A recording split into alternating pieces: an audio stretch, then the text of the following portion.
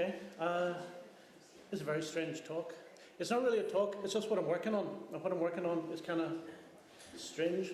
And then we really did the talk, it was planned for other people in other countries, not for you, because you're Irish.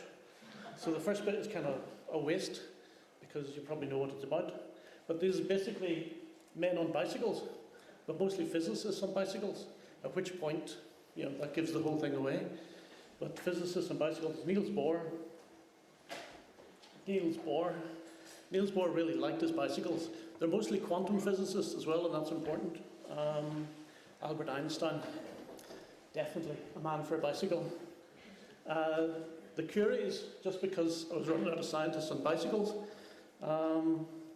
And the best one, but he doesn't have a bicycle, which is kind of unfortunate, which is Ernst Schrödinger.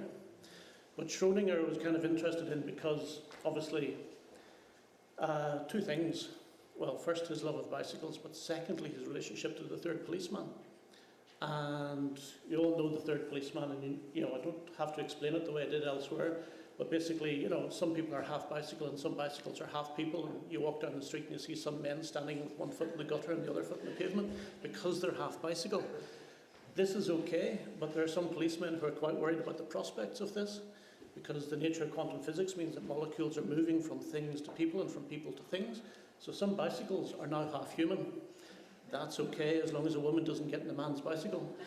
But when a woman gets in a man's bicycle, you've got fornication. Therefore, in the third policeman, some bicycles are locked in prison by the policemen, who also control time and space from a basement in a small parish. That didn't happen by accident. Happened through quantum physics. But it happens because Schrödinger comes to Dublin. And Schrödinger comes to Dublin. He was one of the great physicists. Like many of them were living in Berlin, and they had to leave Germany in 1933. Schrödinger was slightly different than everybody else. All the rest went to very posh universities like Yale, Cambridge and Oxford and wherever, Harvard and things. Great physics departments. Schrödinger couldn't, and that's because Schrödinger was basically shagging everybody in Berlin. And so was his wife. They had an open marriage. They were both going around, having sex with everyone. So they were having sex with everyone. They had large extended families. They had lots of children. They had dogs, cats, everything. And no respectable university would take them in Harvard, Cambridge, Oxford, Yale, whatever, because he was a disgrace. So he was in a real dilemma. At the same time, Eamon de Valera, PhD in mathematics, was now President of Ireland, a very, very conservative Catholic Ireland. You couldn't dance, you couldn't play music, you couldn't write a book, you couldn't do anything. You definitely couldn't have sex. However, the big thing De Valera knew was that Ireland didn't have a good physics department. In fact, it didn't have a physics department. So he desperately needed a really good physicist. Schrödinger desperately needed a job that wasn't, where he was going to get, assassinated by the Nazis. So there was a sort of practical compromise made between the two. And Schrödinger came to Dublin and founds the physics department in Trinity University. Online you can see the visas that De Valera issued for him, for his wife, for their lovers, for their lovers' kids, the dogs, the cats. Everybody got to come, and they all lived in Dublin. So Schrödinger was a very happy man, and promptly got on his bicycle, and him and his wife cycled around Dublin and started shagging everybody in Dublin. This didn't go unnoticed, particularly by Flann O'Brien, who was particularly interested in this man, because he turned up in his first lecture, he proved that God didn't exist. Probably isn't what De Valera wanted, but Flann O'Brien was quite intrigued by that possibility, and by the sheer, brazenness of the man to declare this. And there are articles where he discusses this, and he reviews the talk in the Irish Times afterwards. Very excited by the whole thing.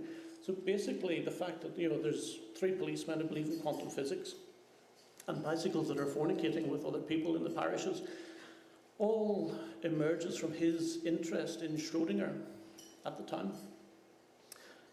The two seem to get on fine. There's no real documentation of whether they ever met, whether they ever talked, or ever happened, but clearly there's a very interesting relationship between the two fictionally, and one influencing the other.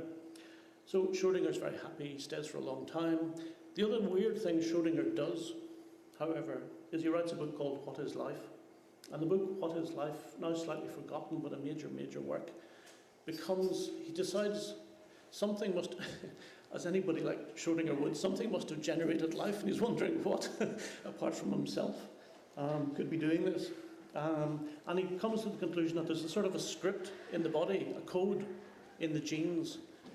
We didn't know there were genes then, but there was a code and a script in the body that passes on sort of the program of each person to the next person. He doesn't know what to call it. I think he calls it a crystal script that's passed on from one person to the next. And this book, What is Life, seemed like a very strange book for a man who was not trained in biology in any way, writes it out of the blue. It becomes quite a well-respected book, and the people who really begin to read it are Crick, Watson, and other pioneers of genetics. And they all read this book and go, my God, this is incredible. The man knows nothing about biology. However, he's onto something we're going to investigate. And they all begin to investigate and they invent genetics. And they discover DNA and the double helix. But they all credit Schrödinger with inspiring them to do this, and with his book inspiring them to do this. So it's one of those weird things that Irish people don't really celebrate very much, but, you know, genetics invented in Dublin by Schrödinger. It comes back later in that someone, more recently, Lynn Margulis, has written a book called What is Life as well. I don't know what's coming up next. Oh, I do. Yeah, that's Devil there and Schrödinger. See Schrödinger in there. Devil there is over there somewhere. Man on a wheelchair in the middle. I think he's president. Yeah. I don't know any of them. I thought Devil was all of them for a while, but I get confused. I'm from the north. So all of that kind of interests me. And I'm interested in sort of invisible powers of these things, like scripts forever, codes, whatever. So gone back. I should really say at this point, I started training to be a medium, just to set the whole thing on another level entirely. I've become really interested in this. I'm trying to write a book about spiritualism and activism. So I'm kind of interested in invisible powers. I was interested in that DNA. I was interested in quantum physics and molecules moving around, and interested in electricity. So going back a bit to some of the very early kind of notions of power. This is an early electricity experiment. People start experimenting with electricity in the late 16th, early 17th century. This is one of the best ways to do it. Get yourself a small boy, tie him up quite high, put some gold leaf underneath him, and then blast him with a good current. And this is what happens. All the gold leaf springs up and attaches itself to the little boy. So it's a wonderful thing to do. It can be dangerous when you try these things. There's a German guy who tried the same. Too much feedback there. So I'm interested in cybernetics as well, getting into feedback. However, you can really sort of ramp it up a bit. Get yourself a little boy and a little girl. You can usually find them on the street somewhere. Just give them some sweeties, invite them in, tie them up and blast some current through them, and this is what you get. So these kind of experiments fascinate me, and Benjamin Franklin's very interested in these as well. And people are sort of thinking, how does this work? What is this power that's running through everything? And electricity becomes one of those fascinating things that people know it's there, but they can't really see it and don't know what to do with it. It's a bit like Wi-Fi today. We know it's there, but we don't really know what it is if I sort of force you to explain it at gunpoint now. But it's out there. So that has got me to the sort of things people begin to invent with electricity. And it's not often a picture of Marconi gets that sort of reaction. This is Marconi, the telegraph. So the telegraph is one of those things you can do with electricity. You can put sort of wires underneath the sea, and you can tap something in San Francisco, and people in Glasgow or Paris get the message within seconds. That's almost as magical as blast electricity through a little boy. Marconi was fascinated with this and obviously sort of develops the whole thing.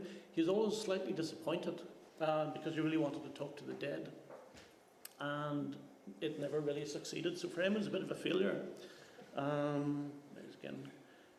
And this is the kind of stuff you needed to send those messages. They're absolutely vast. They were in Ireland and they were in Canada.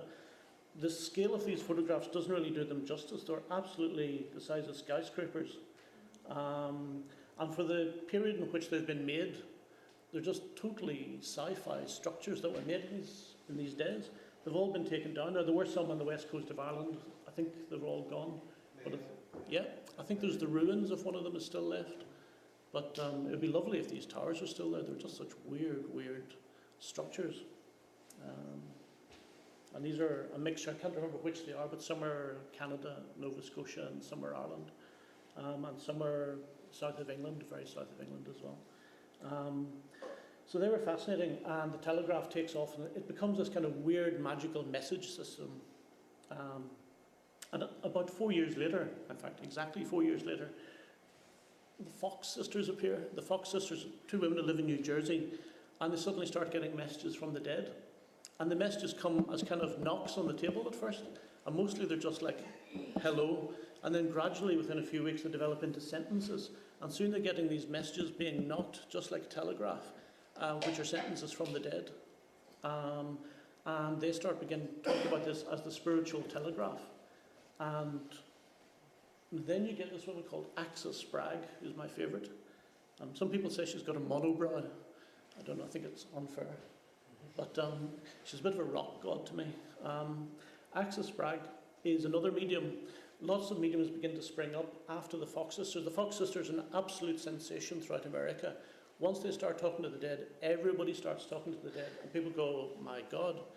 And the dead go, we've been waiting for a long time to speak to you. Now we can do it through this knocking system. Now we're beginning to have seances. Now we sort of figure out how we can do it. Let's start a conversation. Axis Spragg is one of the main stars of this system of mediums running around the country. What happens at this point, it becomes really interesting for me, because my interest in spiritualism and protest, which is slightly perverse, is that the very first mediums like Axis Spragg are both really active feminists and active anti-abolitionists. So the anti-abolition movement and the feminist movement are both embodied in mediums. They are the main purveyors of the ideology at the time. The great thing was, if you were AXA, you could stand up like me and say, you know, black people should be free, everyone should be equal, and everyone should have the vote. And no one could arrest you because you weren't saying it, it was the dead speaking through you. You were just the medium, so you couldn't be arrested. So you could say what you wanted, you could say the unsayable, and nobody could stop you. So this was a perfect way to actually spread ideology of feminism and ideology of anti-abolitionism. So it becomes a really strong political tool, and women use it right across America, and it becomes one of the foundations for political activism in that period. Because all the things you just couldn't say, suddenly you could say them, or the dead could say them through you. And the same happens with photography, where people begin to use photography in the same way. And as soon as people point out that the photographs are all double exposures, people say, that's true, we made a double exposure, but that gives you a portal for the dead to speak through the photograph. So they become quite clever about how to use it. And what it also means for someone like Axis Spragg is she can become a single woman who can travel America on her own. She's a rock star, she attracts major audiences.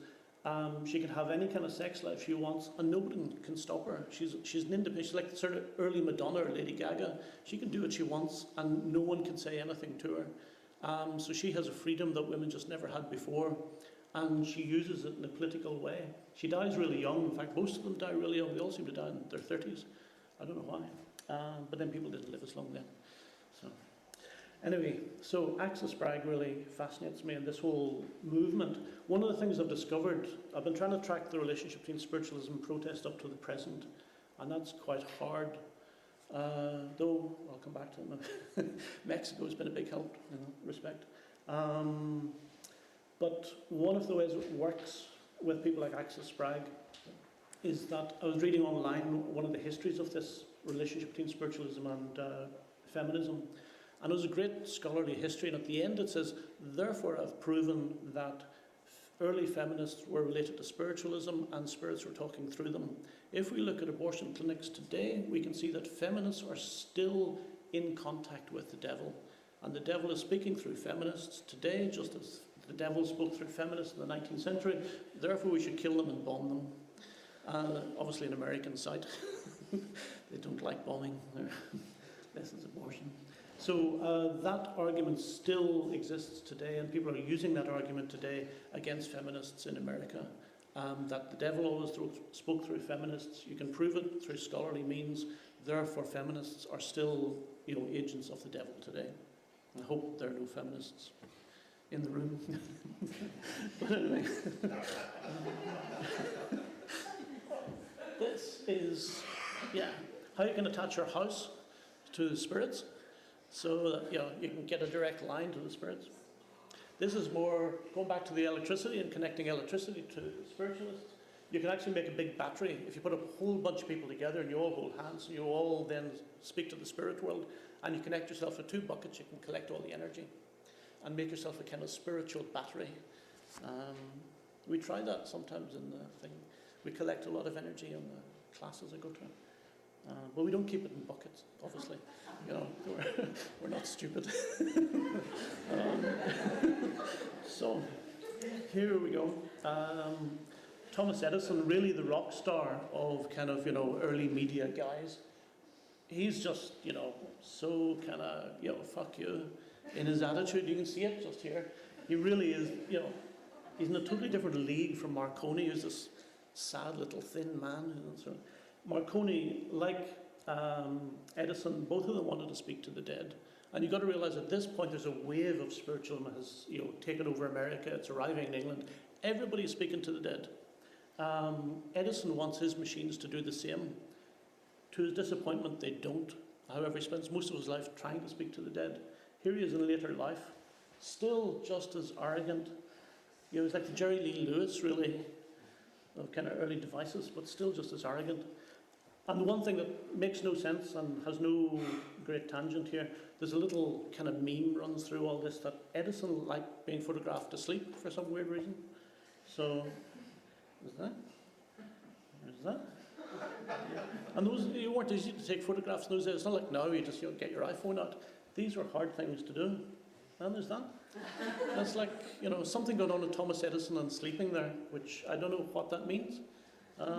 Is Alexander Graham Bell invents a telephone. Very disappointed man. He hoped he could communicate with the dead, and it didn't work out. Edison had better luck. Edison went to a seance, and Benjamin Franklin turned up in the seance and said, "It's really good you're trying all this stuff because we're all experimenting on the other side. We've got our own lab set up, and we're trying to communicate as well. So keep at it, good man." Bell never had that look, but he constantly wanted to speak to the dead. As did this man, John Logie Baird. Invents TV. Very disappointed. It didn't. Well, it might now, but it didn't really communicate with the dead. He's getting closer as television progresses. He was very skeptical, and then he went to a seance. This is just any random seance where a musical instrument appears in the sky. And after the seance, he was totally convinced. And I think Thomas Edison appears to him and says, "We're all working in a lab on the other side, and we think your noctivision is a great thing. We really hope it works, but keep at it, and we'll keep in communication with you." So he kept at it, and he kept hoping that eventually he'd be able to use these machines to talk to the dead. These are just some cybernetic pictures. I'm interested in the rise of cybernetics then. After about 1945, you get this new science called cybernetics. And cybernetics, to try and put it really bluntly, Norbert Wiener, who invents it, he's looking at missiles. Missiles are flying that way, and you send up a missile to intersect it, and if it flies, the missile goes past, and you've missed it. So what you do is your missile's going that way, and you send one up, and you keep communicating with the missile that's flying up, and telling it new things like go a bit left, it goes a bit left, and it hits the other one. And that's cybernetics. In that basically you're giving new information to your missile, and the missile is adapting to the new information and changing its route to adapt itself. So feeding things information and things adapting and changing with that new information, that's basically cybernetics. So in a sense, cybernetics is actually about a good conversation is cybernetics. You come in and someone says, it's very cold outside, and you say, no, the sun's just come out. You go, oh, that's good. That's cybernetics, because you've adapted to the new information you've got. It's that simple. That's cybernetics. It becomes, people do all sorts of things with it, but that's really what it is. And by 45, people begin to work with cybernetics and develop it. And by the 50s and 60s in America, people are really excited about cybernetics and see a whole new kind of community coming. And the people who take it on, weirdly, most are hippies. Hippies become really excited about cybernetics. This is one of the strangest routes it takes. And there's a poem by Richard Brautigan in which he's imagining hippies living in a cybernetic meadow, basically with robotic sheep. And everyone's very happy in a cybernetic way, and all of the machines and the hippies are playing together. And he's looking forward to a cybernetic paradise in which machines will do everything and we do nothing and just sit around and, you know, play Bob Dylan albums. Which I do anyway, so I don't know. I see, can I play you a video that might help?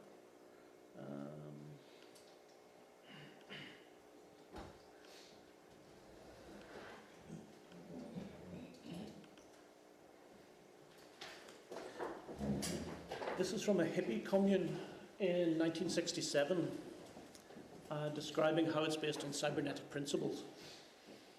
Let's see if it's gonna...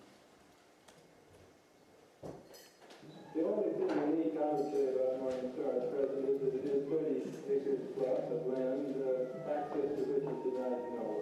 I don't really know why I started it. What I think has emerged here is a very valuable pilot study in the lifestyle of the future. Very shortly in this country, we will see that machines, in the form of cybernetic production, automation done by computers, will be doing all but a fraction of the work necessary to provide the goods and services required by our society. As a result, we're going to have what you may call compulsory leisure. Now, in order to, and we will also have a society of abundance.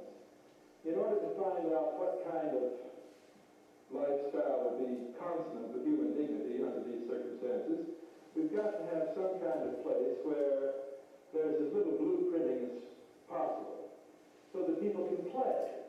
That is the scientific goal of Morningstar.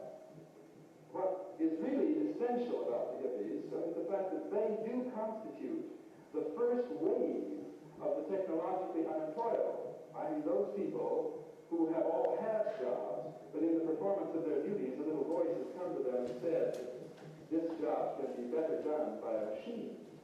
When this happens to you, you're in the process of dropping out, whether you know it or not, because the soul is withered. That is what is critical about the hippies. And what they find to do with this leisure that they have taken upon themselves is going to be stimulating, it's going to be critical for the kinds of paths that are followed by those who come after them. It's going to be a huge number of events. So that's it. Hippies are the early product of cybernetics and enforced leisure, and they are what's going to happen to all of us when machines take over, which should be quite fun.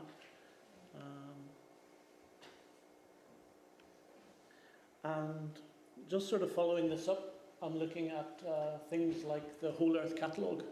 I don't know if you know the Whole Earth Catalogue, but as the hippies move into communes in America, Stuart Brand, who is one of the main people on the internet, for instance, puts together a book called the Whole Earth Catalogue, and that's basically a handbook for hippies to live in communes and to work in communes.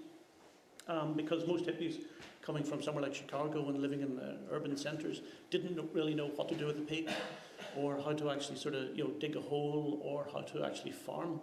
So hippies needed all the advice they could get, and the Whole Earth Catalogue was a handbook for hippies to live, you know, back in nature. But Brand, who's a very interesting person, puts together this book, and it's an absolutely fascinating book, and it's a mixture of cybernetics, spiritualism, new age kind of hippiedom, and practical things on where to get your plough, where to get your screws, what kind of pig feed do you need, what kind of pig do you need. All of those things are mixed together in this book. And he put out several different issues of the book, and it becomes this really fascinating sort of archive of the time and history of the time document. It hasn't really been studied enough, but it's fascinating, just the combination. It's really the combination of things that are put together here, more than each individual thing. Was this the 60s? Yes, well, this was actually late 60s. You're talking 69 to about 74, when the book came out, the Whole Earth Catalogue.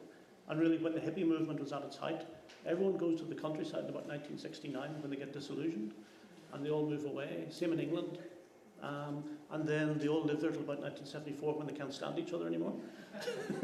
And they all go back and do something else. Or, you know, so that's really the height of it, and that's really the height of the Whole Earth catalogue as well. And at the time you also have Marshall McLuhan, and you have, I've forgotten the man who invents the geodesic dome, Buckminster Fuller. Yeah. Yeah. So they're all, and you see, there's a... That's probably the point you mentioned, Francis, that I was there's a very progressive means of going back to the country. There's two schools, if you like. One was the Homestead, whereas the other Catholic very much embraced Buckminster Fuller's Yeah. and background. They were very progressive in their thinking and in their use of equipment tools. Yeah. It was quite sci-fi. Yeah, You know, absolutely. and you see it, there's a nice movie, Dark Star. Sorry? There's a nice movie called Dark Star, Oh, really? which was made very cheaply. But the movie Dark Star basically puts the rest of the planet after sort of nuclear devastation on a spaceship, and they fly off with everything in a geodesic dome in a spaceship. Silent running? Oh, sorry. I was thinking of the Grateful Dead. But there is Dark Star as well. But the Grateful Dead have the same principle, because the Grateful Dead basically invent sound systems. And they invent sound systems through their engineer, who spent half his time inventing amplifiers and the other half his time making the best LSD in the world. And because he's making the best LSD in the world, is Owsley III. He said that when he was taking the LSD, he could actually see the sound waves moving through the room. And so he actually bases the amplifiers and the new system he invents on the shape of the waves he could see when he was out of his brain on LSD. And it is one of the great sound systems. All the sound systems we have in the world are based on Owsley's. He basically reinvents amplified sound for large venues. And he does it on this basis that he can actually see the sound. So there's this weird thing with something like the Grateful Dead as well, which is also kind of back to the country. Actually, very disappointing when you hear the Grateful Dead. They sound like a country and western band.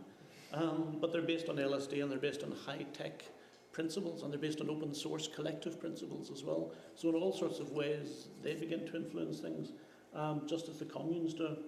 Do you like the element that there was drugs, not in that sense, but LSD involved, which changed the mental condition and opened up, in relation to your project, other elements about them? Yeah, there's lots of evidence from the time that everyone thinks yes.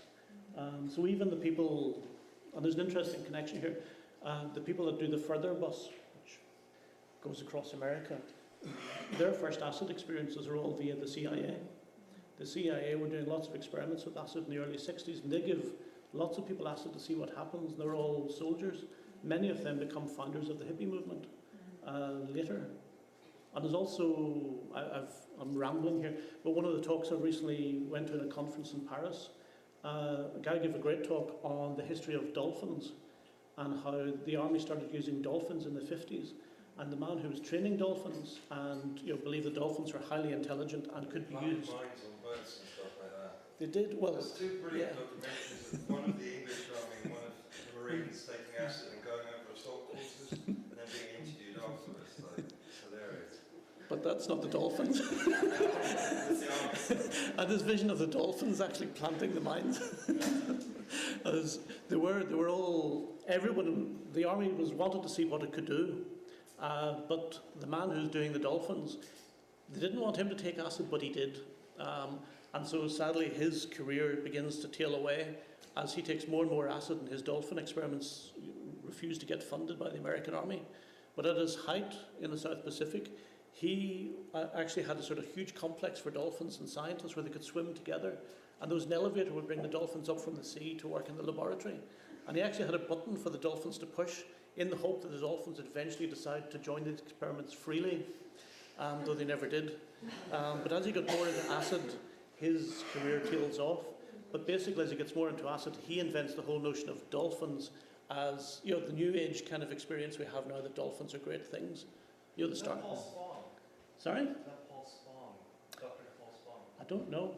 It was a man, the science editor of Cabinet magazine gave the talk, Graham someone, and I can't remember the name of the guy. I don't think it was, but he said this was his one interesting chapter from a 600-page book on the history of dolphin experiments.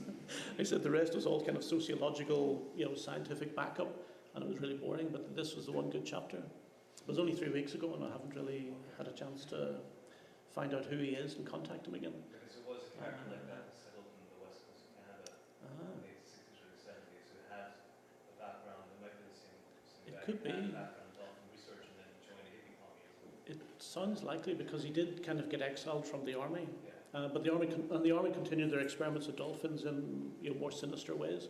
So by the Vietnam War, they were using dolphins with syringes of carbon dioxide attached to their noses, and they would attack alien frogmen in this context, enemy frogmen, and they would inject the enemy frogmen with CO2, and they would die. And that's still working. The first Iraq War, they used dolphins as well, and a lot of the people who work with the dolphins also work in SeaWorld, I hate to say. So there seems to be a sort of overall link between SeaWorld and the CIA, sort of feeding them fish during the day, killing people at night. It's but basically SeaWorld evolves as a sort of commercial wing of the CIA. It was a fascinating talk. I wish I could replicate it properly. There's another great talk on the number 9, but I won't go there. But I have a question in relation to your project, because in activism and spirituality, because we have this energy where you have to be aware in a different way, not Yeah. materialistically, but spiritually about the planet. Yeah. So you do have people who Yeah. are spiritually aware, but Yeah. activists, Yeah. and do it in a way of use meditation or whatever to bring them to a different level of awareness. Yeah. Is your project going in this direction? At the moment, it's going in every direction. Because in the sense of knowing your ley lines, knowing the energy Yeah. around the planet, which is in the It same way is. around you as well. Yeah. So how you connect. Yeah, and actually Stuart Brand, going back to the Whole Earth catalogue, brings you back to that, because he almost kicks off a lot of that as well, because he leads the Whole Earth campaign for NASA to publish the first image of the Earth from space. They refused to publish any image of Earth as a whole entity, and after a year-long campaign, he persuades them to publish that image. And they actually have a page in NASA now explaining this and admitting that they didn't want to and they were afraid to show this, because you see the whole Earth as one entity and it's quite fragile, and worryingly you realise it's very small and we're all on it together. That wasn't very popular when you've got Russians and Americans in the Cold War and China, so they didn't want to publish the image, and after his campaign they did publish the image. They've just released the image from Voyager as it's leaving our system, looking back at the Earth. It's literally like this tiny little dot in amongst thousands of other dots. So it's completely insignificant. You see, it's insignificant, and we all have to get together to protect it. They didn't like that, and then Exactly. It's so small, but we need it. We definitely need it. well, we do.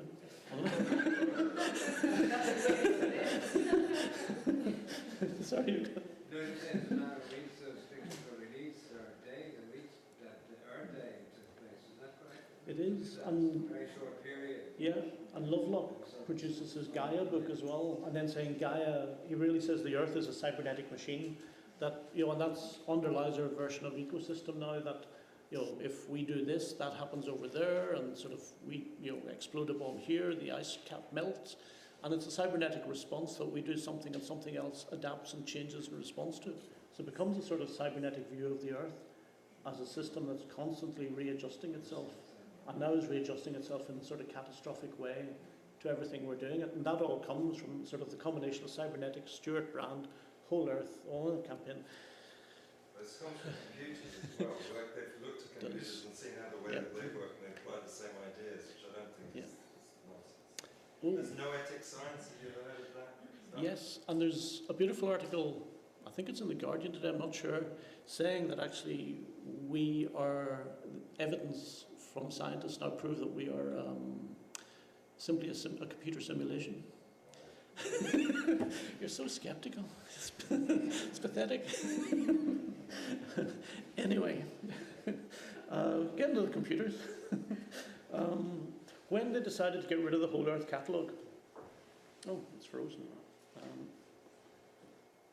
They took all the money and they had a meeting in San Francisco. They put all the money on the table, $20,000, and said, this is all the money we made. What are we going to do?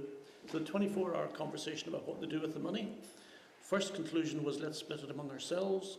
5,000 went among everyone here, you know, and everyone went, well, that's not really a good enough solution. What do we do with the rest? And the other 15,000 in the end they gave to the janitor. So the janitor turned out to work for the Homebrew Computer Club. He was a member of the Homebrew Computer Club, and he took it back and used it to fund the Homebrew Computer Club. He wasn't the only member of the Homebrew Computer Club. It was a sort of random early amateur computer kind of geeks who were working in California at the time, two of whom were these guys, Steve Jobs and, is it Steve Jobs? Steve Wozniak and Thingy Jobs. So that's them. And they're members of the thing, and they make their first computer. So there. It's gone downhill since. You can see the hippie origins in there. And the other person who's connected with that is Bill Gates, who hates them because they're amateurs and they start giving away everything and all the software. And he writes them and goes, stop giving away the bloody software. I wrote it, it's mine, you know. Which kind of sets the pattern for the rest of history between Apple and Microsoft. And Brand goes on to found The Well. The Well is the first great online community, again based around San Francisco and California. And The Well becomes the first online community in which lots of people get together and start emailing each other and talking to each other. It's kind of like an early Facebook now, I guess. It still exists. It's gone through many bumps, but it still exists. But people really got to know each other and they really began to share personal information, and it was something you could be on all day and sort of communicate with everybody else. One person even committed suicide on it after removing all his posts first and then killed himself. And the people who founded that all came from another commune called The Farm, and they worked with Brand on that. So I'm keeping looking at other communes as well. This is one in South Carolina, I think. And it's basically a spiritualist commune. Everybody in it is a spiritualist. You have to be examined by spiritualists before you can. There is a spiritualist school in Stockholm. There was another guy at the conference, and he was a spiritualist who teaches at the spiritualist school in Stockholm. And I asked him, how do you examine people? And he said, well, it's a 3-year course. Obviously, we teach people things like history of religion, so you can get a set paper and examine them and that. But then we examine the quality of their communication. And I said, well, how do you do that? He said, well, I can also communicate, so I can, check their communication and see how that's going. He said, though I'm getting really annoyed with the dead because they just won't leave me alone. And he said, at one point recently, this hand came out of nowhere and just slapped him in the face. And he said it was really sore, but when he looked in the mirror, there was no marks. And that was really annoying, but he's kind of stuck in it. Anyway, this is the spiritualist community. They have a really bad taste in signs. They just think it's so funny. I think someone will come back from the dead, like Tommy Cooper, and go, this is not funny. But see? Ha ha ha. So, anyway, somehow, I said, I'm sprawling all over the place and I'm investigating a bit of everything. And one of the things I'm investigating at the moment is the trade union for teachers in Mexico, the head of that, Elba Gordillo. She is quite corrupt, very corrupt, and she has her own Learjet. So as a teacher, not many other teachers in Mexico have their own Learjet. She bought 58 Hummers to give to her closest allies in the union. And basically over decades she has amassed vast amounts of power to herself. But the new president coming in has incarcerated her, and she's now for trial for embezzlement. But before that, to try and consolidate her power, she went to Africa, to Nigeria, and she paid a very high price, several million, to have a wild lion caught and killed. And the next day the priest invited her in a voodoo ceremony to strip naked, and then rubbed her with the lion's testicles and drew symbols with the blood of the lion as well. And she is using voodoo as a sort of means of control within the union, to retain power within the union, to retain power in the struggle with the president, with other kind of senior figures in Mexico. Other figures in Mexico are also using voodoo against her, so it's quite a complicated system. And there's also the new cult of the Santa Muerte, which is a cult of the Virgin Mary, but as a skeleton, and she smokes. And so all these street corners you find the Santa Muerte's, and she's got a cigarette, and there's always a woman nearby to make sure that it's always lit. But because it's so dangerous, they also have a fire extinguisher on her dress. So it's a really odd cult you find there. So this is all happening in Mexico, but it kind of connects back to the whole political struggle there. So I'm looking at things like that. I'm also looking at the disappeared, for instance, and a lot of that's just appeared this morning in Brazil, where the records are beginning to emerge of all of the disappeared in Brazil during the dictatorship. The same in Chile, the same in Istanbul. We're talking to the Kurdish community, who have a lot of disappeared. 30 journalists have disappeared. They're still never come back in the last 10 years. So there's a lot of, that's one way in which countries are haunted and politics are haunted by the dead. We've just been writing for Seamus Nolan here about the Ryan Report, which is another way you could sort of say that, people are haunted here by that whole kind of, series of events. And I'm looking at anthropologists like Michael Taussig, who talks about the spirit of the state and the way that the modern contemporary political state is haunted by the dead, so that Bush's state in America is haunted by the dead of 2001, for instance. And he makes those kind of arguments within an anthropological setting. And people like Jacques Derrida, who talks about Europe being haunted by the spirit of Marx as well. So from theory through to practical things, I'm trying to track that, and then I'm trying to track real things like Alba Gordia, who's totally involved in that. Then going back to this, this is, that's a bacteria, in case you didn't know. And there's this nice woman called Bonnie Bassett. And they've been here for billions of years, and what they are single-celled microscopic organisms. So they're one cell, and they have the special property that they only have one piece of DNA. So they have very few genes and genetic information to encode all of the traits that they carry out. And the way bacteria make a living is that they consume nutrients from the environment, they grow to twice their size, they cut themselves down in the middle, and one cell becomes two, and so on and so on. So they just grow and divide and grow and divide. So what she's talking about here is bacteria in your body.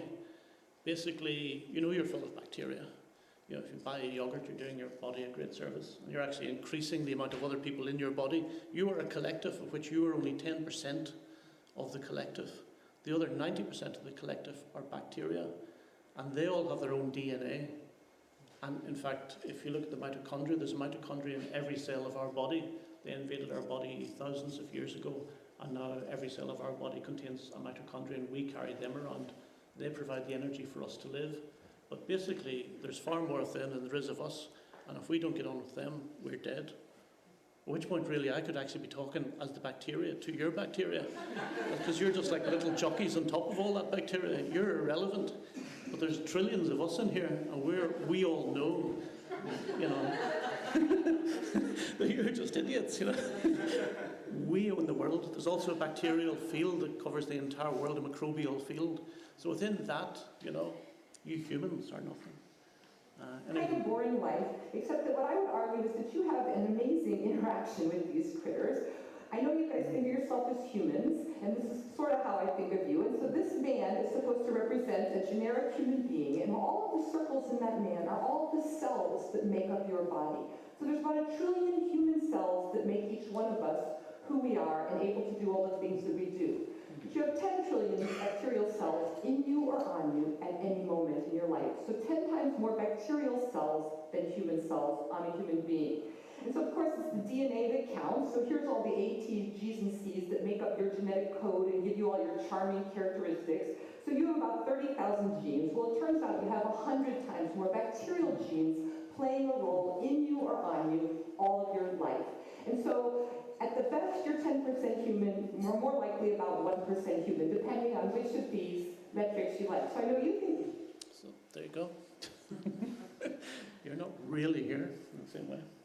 So that's what I'm looking at. And the person who sort of comes to this conclusion about 10 years ago is Lynn Margulis, and she writes a book called What is Life, echoing Schrodinger's book, What is Life, but taking it further, and now there's a new genome project looking at the genes of the bacteria in us, which will be as revolutionary as the human genome project, which is the first, but now it's the second project, which is looking at the vast quantity of genes that are in us that are not human.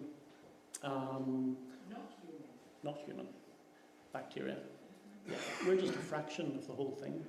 And some of them come and go. When you're born, you don't have any bacteria, and then waves of bacteria invade you and gradually take you over, which is why you shouldn't keep cleaning your kid, you know, because all those bacteria are coming in and they're sort of building up the kid.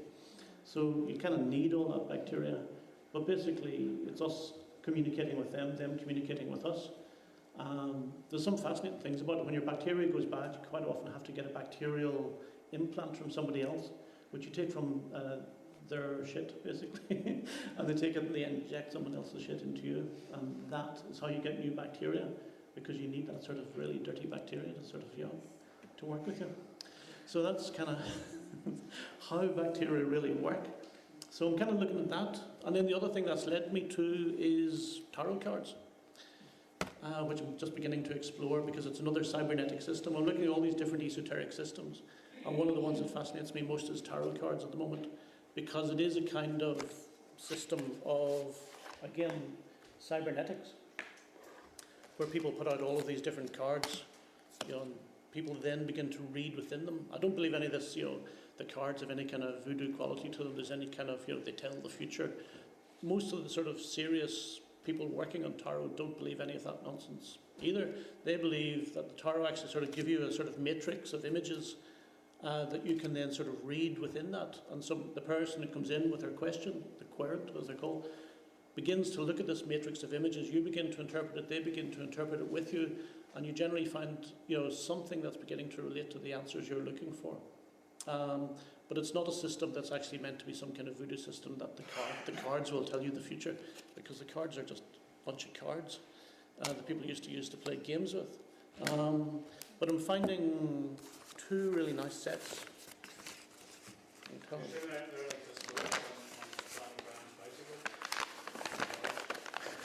I'm trying to get my head around that. They're kind of like, the other thing I've found in the spiritualist things is that mostly what I've been taught in the classes are how to read people. I've been taught things like body language subliminally, but I'm also taught how to read all the secret signs that people are giving you that they don't know they're giving you. And they're giving you exercises to figure out how to pick that up. And then you feed that back to people, and then they respond, and you pick up their responses, and you feed that back to them again. And people go, my God, how did you know that? And you kind of go, well, because you just told me. And an awful lot of, it's not everything, but it's an awful lot of what's happening is people doing that and being aware and paying attention. So I'm looking at Simone Weil, for instance, as well, the French trade unionist who is also a spiritual kind of mystic. And she was talking about the quality of attention you need. And they talk about that in the classes as well, about the quality of attention you need, which is also sort of putting yourself to one side and picking up the signals coming from other people. So a really good example of that not happening was in my first class, where we're all beginners, and there's one there going, I think I've got a message for you. As Glasgow, remember, and everyone's Catholic, everyone's Protestant. She's going, I think I've got a message for you. Do you know an Alan? I go, no. Yeah, Keith? No. A Billy? You know, it's kind of like, you know, give me a Seamus here. You know, anybody, you know, but her background is Protestant, so all she could give me were things from her background. All I could do is kind of go, not unless they're chasing me down the street, no, you know. And it was just a total mismatch of, you know, her and I both are us getting in the way of anything. And so it's all about putting yourself to one side and sort of learning something else. So then these cards, I've discovered, these come from Marshall McLuhan. Marshall McLuhan made a set of cards in 1969, which are a kind of cybernetic set of cards. And they have all sorts of phrases on them. Fulton's steamboat anticipated the miniskirt. We don't have to wait for the wind anymore. For total experience, the Spaniard says, I know it as if I had been given birth to it. Is Tiny Tim one of Dr. Spock's spooks? These are all by McLuhan. Every new technique is a service environment that junks the earlier ones. And so these are weird little comments that he puts out as a pack of cards. You can still buy them from his grandson online. His grandson sells them for $60, which is, you know, a steal. You should get them before they go up to $500 each. But they're the ones produced by McLuhan in the 60s. They've got some left, so they're just selling them off, and they don't kind of realise. But these cards are different, but they become, I think, the model for oblique strategies by Brian Eno. And Brian Eno's cards, which then he produces 1975, are another series of kind of oblique comments that people, God forbid, you too, use when they hit a creative block, which must have been quite often, and need something to inspire them and to get them out of that creative cul-de-sac. The cards give you a different way of looking and a different way of positioning yourself creatively, so you can begin again and think of something different. And Eno uses them constantly. They're in their 5th edition now. The first edition costs £5,000 if you want to buy it on eBay. But they're a kind of set of cards that randomly throw up advice from left field that changes the way you're thinking and throws you out of your normal way of thinking creatively, so you can come at things from a different angle. McLuhan does it first, Eno does it second. Eno is trained most of his life at art school by some of the early British cyberneticists in Ipswich. It all kind of collapses when you say in Ipswich. But because cybernetics was considered such a weird profession, the early people working in cybernetics in the art schools all went to Ipswich, Norwich, all the sort of out of the way marginal art schools. There's a very nice book called The Computer in the Art School, which goes through this.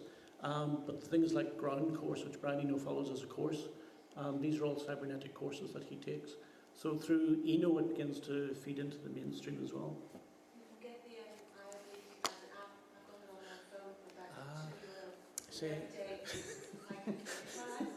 You see, I don't have a phone. This has been problem. But I've been looking at that, yeah. I've been thinking, and also there's the 5th edition costs £30. Which, it is expensive, but you know. I was given these, just being cheap. These are another set. These are by Suzanne Treaster, an artist living in London today, an American artist living in London. And she's produced a tarot set based on the history of cybernetics, which takes it further again. And in her history of cybernetics, each card has different aspects of the history, but connected then to the symbology of the tarot as well. And so then she reads kind of futurology of cybernetics and technology futures through them as well. Does various exhibitions with them. They're a beautiful set. She gave them to me because she was also one really late after the man who did the number 9. They only had 10 minutes each. So she realised she wasn't going to get to do the talk, so she said she wanted to prove to someone that she was intelligent. So she gave me the cards and gave me the talk at dinner, which was really handy. But they're beautiful cards. They're really, really detailed, both as drawings and with the history as well. And they go into all of those things. So I'm looking at things like that. And as I say, I'm looking at people like, there's a lovely man called Enrique Enriquez, who's also begun to work on the tarot. And his work on the tarot is from a pataphysical point of view, where he's saying, let's forget all this nonsense about them being from Egypt and being sort of voodoo, and the cards are sort of going to tell you whatever. And all this mythology, you can't buy, you have to be given your first set of cards. It's like too late for me. But it's all nonsense. He's just saying cards are cards, they don't really matter. It's what you do with them and how you read them and how you have that interaction with the person you're talking to. That's really the whole key to the thing. It's the relationship between you and the person you're reading for. And it's a kind of cybernetic relationship between the two of you. I'm just going to see, there's a new movie he's got out, and it's called Tarology, and only seems to come out in America. In order to speak the language of the Marseille Tarot, we need to be dumb. The Marseille Tarot is a system of gestures, and in every single character we see a posture that somehow means something to us because we have experienced that situation. He really has a way of turning the ordinary into poetry. You start talking about the interaction between the pictures and what's happening, and what you do in your mind, you start connecting to your life when the story comes out. He is connected by a cord to those cards. He is walking tarot. A skeleton is an alphabet. It's a limited set of elements arranged in a very specific order. But if we were to rearrange the elements, we will get a different creature. Or when we rearrange a tarot deck, we get different messages. Enrique seems to be like a bad boy. I think we need more people like that. You can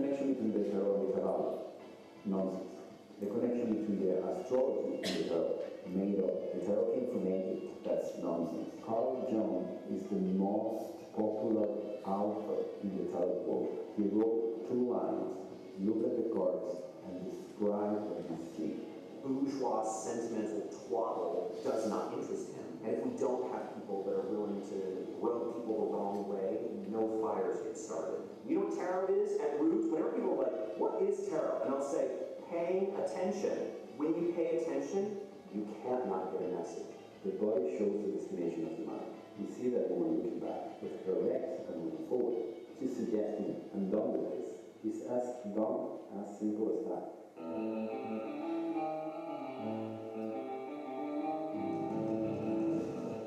The cards on the table, they behave like a homeless man who is crazy and flat. You narrow down all that travel, all that madness into something specific, and you can then map an hours. Here's this guy, right, that claims to not know he very much loves the cards, and yet he is taking it into a mainstream focus. My role as a tarot reader or whatever is to be a translator, and that's it. I'm not a psychologist. I am not entitled to provide the solutions to anybody's problem. I don't have the answers to anybody's question. I don't know anything about anything. The only thing I can do is to show you the cards and tell you these cards are connected, and then you take that, go home, call me in the morning. There you go. So someone who writes about art, I don't find it that different, having to sort of, write something about a piece of art, and people writing about the tarot are having to pay attention to the tarot and read that. Reading a piece of art is just as bullshitty as reading the tarot.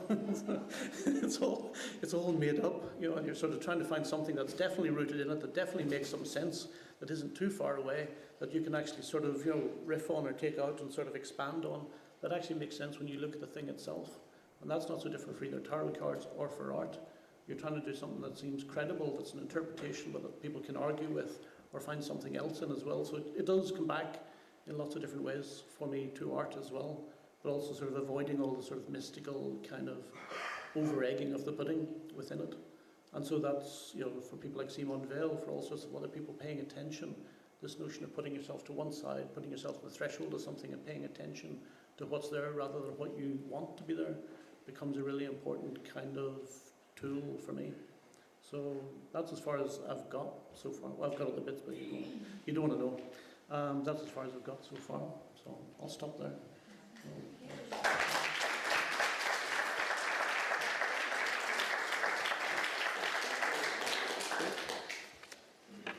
Questions?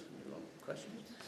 I was wondering, when you're doing this research, are you doing it, is it cybernetic, or are you doing it towards something? Are you thinking this is going to go towards an exhibition, towards a book, towards... Well, I'm meant to be writing a book. So I've been commissioned to write a book, so it's towards that. But then since then, all sorts of other things keep coming out of it. One person I worked with told me that actually when I worked on an exhibition with them, she was actually working on that with her dead partner. So I was actually working with her and her dead partner on the show. They were both curating it. I've also met an African artist who can put herself into deep trances.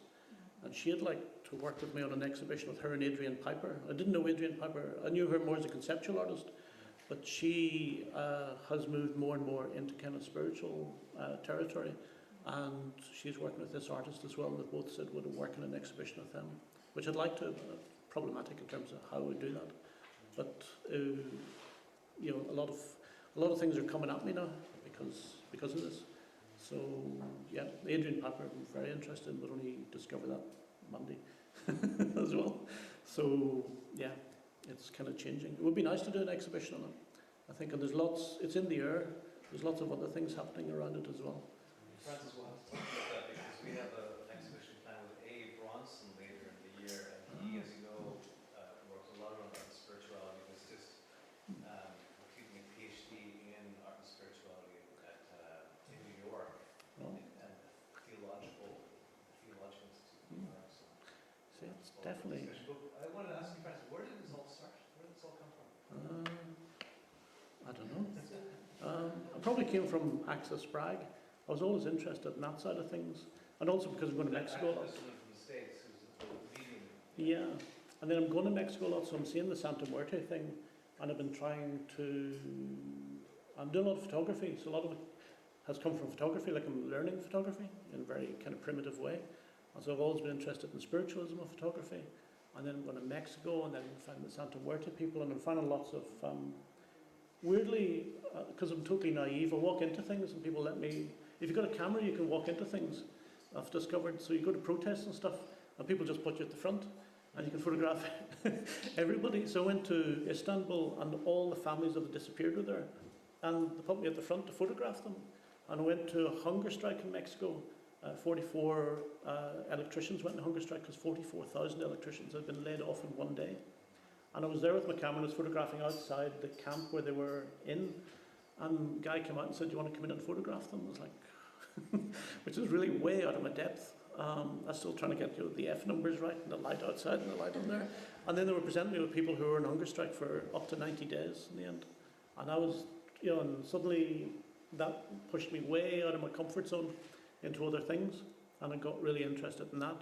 And so, and the same with the Santa Muerte thing of, it's weird. They're all gangsters. Gangsters breathe cigar smoke onto the Santa Muerte before they go out to kill people. Yeah, it's the same for gangsters, yeah. Yeah, it's an odd thing. So all these things I'm finding myself allowed into, which, totally, I don't know, maybe I just look so stupid, it's kind of like, let him in. So I'm in the wrong place and I'm sort of trying to figure it out, so that all got me into all of this. And then I found it really interesting of, I'm very, very, very secular. Totally can't believe in anything, but at the same time I'm really open to what I might be missing.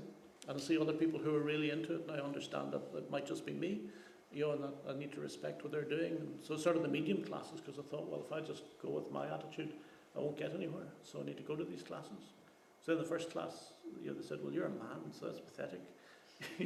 you're immediately at a disadvantage, and clearly you don't believe. You've got so many strikes against you just to begin with. And it's in Glasgow, so they're very hardcore anyway. But it's very interesting. I've kept going back and I've kept going back. They've kind of accepted me. How long have you been doing that? Like, when you go to these medium classes, what does it, in a nutshell, what does it consist of? Different medium every week. Like there'll be one, what day is today? Wednesday. So there'll be one on Friday evening. You pay £3, you get a cup of tea and a biscuit.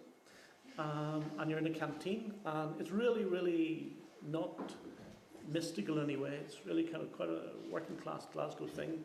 The medium sits, you all sit in a circle, and mostly you start with meditation. And you do meditation for about 40 minutes. And then coming out of the meditation to do various exercises, some of them more successful than others. The healing one I found really fascinating. And there was a different energy in the room at the end of the healing one. You could clearly tell everything had changed by the end of it. Everyone felt much better. They gave you another person, and the other person, as the woman said to me, "Do you want me to do you?" So I said yes. So she did me. And then the medium came over and said, "Give him a bit of it. He needs to get over that." She was a bit crazy. And then I had to do her, which I did very badly. And I was scratching away at her head, and then she said, "Thank Christ, I had a wig on. I thought you were going to knock my wig off, You not realise I got a wig, And so but they're very nice to me. They're very, because they keep turning up, and I'm open to it. But there's some bits that are really funny. There's a bit where there's one person that's visualising, and this woman has said to me, "Oh yeah, I could see, and wee man came to me, and poor wee guy, wheelchair, and our wee legs were gone, wee man, sad, and he took me and he showed me, but there's a huge amount of grief in the room. That's the other thing. Everybody is connected to grief in some way in the room. But there are moments where you think that's really interesting, that's really changed everything, and you can see people totally transformed. And there's other bits, like 2 weeks ago, there's a guy from Belfast was the medium, except he wasn't a medium, he was a numerologist. And everyone was just totally contemptuous. It was like, bloody numerologist. And he's going, I'm here to go. If the letter E is 5, the letter 6, if you add up your name, and everyone's just going, don't give us that crap, We're here to speak to the dead. don't give us that nonsense about numerology. And it was fascinating how they could shift, like sort of numerologist, bad, medium, talking to the dead, good. And then finding the meditation itself really helpful. and very, very interesting. And then I realised after a few weeks, you could actually do this without having to try and talk to the dead afterwards. You could maybe just go to a meditation class. But I really like, I realise that I'm being slightly flippant, but I really kind of respect what everybody else there is doing, and sort of, you can't really just mock it, because a lot of people are getting a lot out of it. There's a lot of scepticism. There's a very famous medium, Gordon Smith, and he's written a book about it, and he said he's very famous in Glasgow because he was a hairdresser for 15 years while he was training to be a medium. So he's known as the barber medium. And in one of his books, biographical books, he describes going to one of these classes himself, and everyone hated this woman who had a trout as her spirit guide. So before the class would start, she'd be going, this is bullshit, So there's very low tolerance for bullshit in the class. It's really kind of like, okay, we're here to do this, but it's going to be very hard. Most of the time we're not going to succeed. We have to sort of be very skeptical about any time we think we have done anything. And so they're quite skeptical as well, but they're hoping for something that will be real. But they're quite skeptical about all the things that can get in the way of that in the meantime. So it's fascinating to see. And it's also, in terms of what I'm doing, it's fascinating that that's not really the real message. The real message is things like, everything you've been taught by education is that this is all nonsense. You need to put your education completely to one side. Like, that's a huge statement, all the education. You need to put all of that to one side. All the things that society teaches you, you need to put that to one side. At that point, you're close to the Bader Meinhof. You're just a fraction away from, and here's a gun, and we're now going to go out and bomb, Cameron. But it's not, it's kind of like, and what we're going to do is this instead. But it's saying that everything you've been taught, everything in society that is around you, putting pressure on you, is wrong, and you need to extract yourself from that. Like, that's a huge political message that is presented very quietly at the start of the classes. And that is kind of the most revolutionary bit of it, not speaking to anybody or messages, because messages are always just, yeah, the cat's okay. Don't worry, it's fine, your granny says it's okay. If you went to a Bible class, you'd be getting the same thing. You might. I've never gone to a Bible class. That's crossing the line for me. Or going to Mass, Yeah. it's the same thing for some people. Yeah, well, Mass is kind of like, Mass is such a sort of taken for granted grey thing that you forget that you're actually meant to be eating the body and blood of, Lord Jesus Christ. So those, it's all around us in religion. It's just made so mundane. I think what, say, the spiritualist church does is kind of slightly nudge it back into perception as something other. Whereas I think most Catholics in Ireland, go to Mass and never imagine, they're not even awake most of the time. And you can hear people going through, it's just a kind of like, can I get out? Can I get a pint afterwards? It's mostly not seen as a mystical experience. It's a dead thing for most people. And it's something that, It's actually a form of cannibalism. It is a form of cannibalism. Literally eating the body and drinking the blood of Christ. You are. It is a form of cannibalism, even if it's symbolic. Yeah, it is. I'm just conscious of time, and I'm not going to